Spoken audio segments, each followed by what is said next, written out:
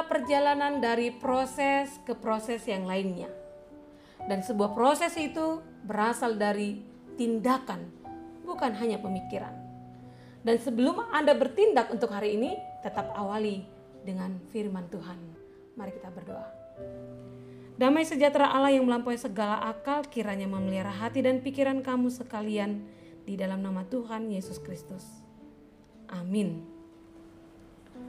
Jemaat yang terkasih dalam nama Tuhan Yesus, renungan harian HKBP Resort Sutoyo, Jumat 3 Desember 2021 tertulis di Zakaria 2 ayat 13. Demikian dikatakan, berdiam dirilah hai segala makhluk di hadapan Tuhan, sebab ia telah bangkit dari tempat kediamannya yang kudus.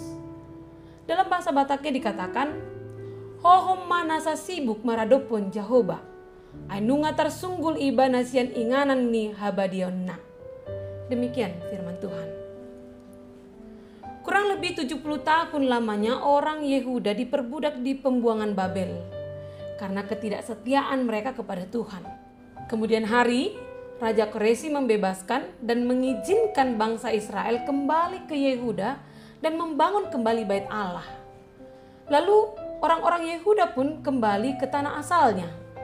Mereka dikumpulkan dari segenap penjuru Babel untuk berjalan pulang ke Yerusalem. Akhirnya mereka mendapatkan menikmati kebebasan mereka dan bersatu membangun kembali bangsanya. Dari kisah sejarah orang Yehuda ini kita dapat melihat besar peranan Raja Koresi untuk memberikan kebebasan bagi mereka. Namun sebenarnya Tuhanlah yang menggerakkan hati Raja Koresi, yang artinya Tuhan sendirilah yang memulangkan mereka. Itulah yang diserukan Nabi Zakaria dalam renungan kita hari ini. Tuhan membukakan jalan untuk kebebasan umatnya. Dia mengutus dan memakai siapa saja dan kapan saja menjadi media Tuhan untuk memberi keselamatan. Dan dia sendiri yang berjuang untuk umatnya. Itulah sebabnya Nabi Zakaria menyerukan supaya umat berdiam diri di hadapan Tuhan. Berdiam diri di sini berarti kita memiliki penyerahan penuh kepada Tuhan. Mengandalkan Tuhan dalam segala perkara sambil terus membangun diri agar Tuhan memakai kita untuk mewujudkan rencananya. Bukankah seringkali kita merasa mampu lalu bertindak dengan mengandalkan kepintaran, kekuatan sendiri mengatasi permasalahan yang kita alami dan tidak berdiam diri dalam doa dan mencari hadirat Tuhan? Kita merasa ahli dan merasa tidak membutuhkan pertolongan siapapun dikarenakan mungkin kita tidak pernah menghadapi kegagalan. Henry Weiss yang telah mengubah namanya menjadi Houdini adalah ahli meloloskan diri dari berbagai perangkap. Tali pintu, sel, borgol, dan sebagainya, dia bisa meloloskan dirinya.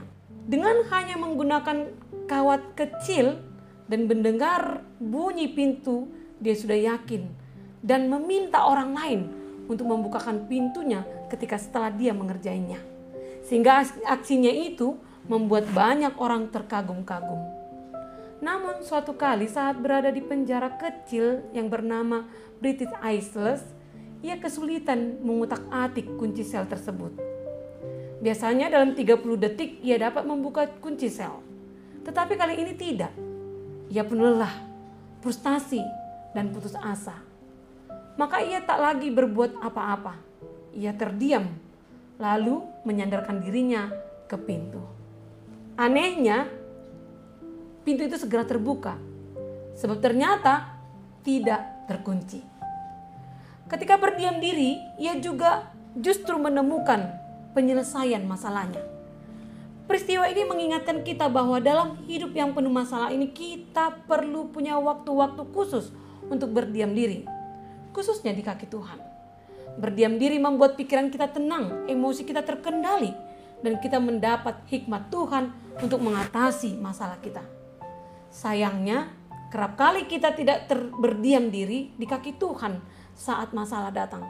Kita malah memikirkan sendiri masalah yang sedang kita hadapi dan sibuk mencari cara-cara untuk mengatasinya. Hasilnya, kita terus frustasi dan putus asa. Sesuai dengan kalender tahun gerejawi, kita telah masuk dalam minggu Advent yang pertama. Advent adalah masa penantian dan persiapan menyambut kehadiran Kristus, yaitu di dalam Natal.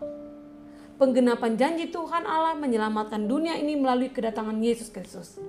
Janji Tuhan bagi kita tetap sama. Tuhan menjanjikan hal-hal yang dapat kita nikmati sekarang. Tetapi Dia juga memberikan janji-janji yang hanya dapat dinikmati di dalam zaman yang baru atau di zaman akhir.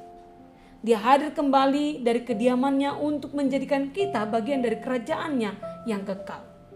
Namun, sebelum itu kita terima, mari memastikan bahwa kita tetap setia dalam firman-Nya. Setia meskipun derita masih menerpa, dan setia dalam rasa syukur kita. Amin. Kita berdoa. Tuhan, terima kasih atas kehadiran-Mu yang senantiasa membebaskan dan menyelamatkan kami dari setiap kesulitan dan pergumulan hidup kami. Terima kasih untuk firman-Mu hari ini yang mengingatkan kami bahwa Engkau adalah Allah yang dapat kami andalkan. Oleh karena itu ya Tuhan, mampukan kami untuk terus setia, melakukan dan menaati firman-Mu, sehingga ketika Engkau datang dari tempat-Mu yang maha kudus kelak, kami layak memperoleh keselamatan yang kekal. Terima kasih Tuhan. Amin. Jemaat yang terkasih dalam nama Tuhan Yesus Kristus, selamat menjalani hari-hari Anda hari ini. Selamat beraktivitas, Tuhan Yesus memberkati. Shalom.